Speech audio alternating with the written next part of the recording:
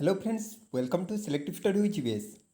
ओडिशा रे district court रे जो माने रिक्रुटमेंट चाहूचंदी तो सेही आसामी मानक ପାଇଁ कि एक अपडेट रही नुआपड़ा डिस्ट्रिक्ट कोर्ट रे किछि पोस्ट वैकेंसी आछि। जो तुमने नुआपड़ा रे अप्लाई करिया चाह तो तुमने मन रख जूनियर क्लर्क कम कॉपी जो पोस्ट अच्छी तो तार जनरल वैकेंसी यूआर रे और तीनोटी वैकेंसी अच्छी जो ओमेन कैटेगोरी कि कोटा गोटे रही। एससी बीसी रे 4टी सीट रही जो ओमेन गोटे सीट रिजर्व अच्छी। एससी रे गोटे और एसटी रे 4टी सीट रही। सर्वमोट 12टी पोस्ट वैकेंसी रही जूनियर क्लर्क कम कॉपिस्ट जूनियर टाइपिस्ट जो देखा एससी बीसी एससी एसटी रे सेमती किसी वैकेंसी ना।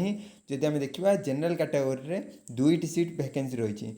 स्टेनोग्राफर कि ग्रेड 3 सेमानकर जेनराल रे गोटे वैकेंसी एससी बीसी रे गोटे वैकेंसी एससी रे नील एवं एसटी रे 2टी वैकेंसी सह सर्वमोट 4टी वैकेंसी रही।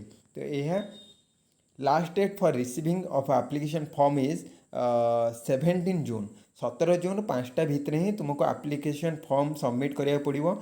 ये रिगार्डिंग जदि डिटेल्स एडवर्टाइजमेंट तुम्हें जाना चाहो ताले डिस्ट्रिक्ट कोर्टर पूरा वेबसाइट एड्रेस दिखाई तुमने सेठू जाकि यार डिटेल्स जापर।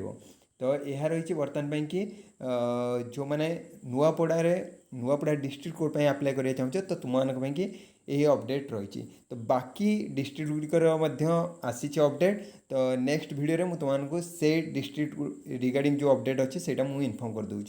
तो जब नुआ कर चैनल को विजिट करो चैनल को सब्सक्राइब करना। Thank you so much.